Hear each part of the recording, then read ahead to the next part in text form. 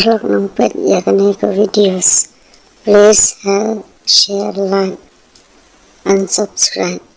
This is Nong channel.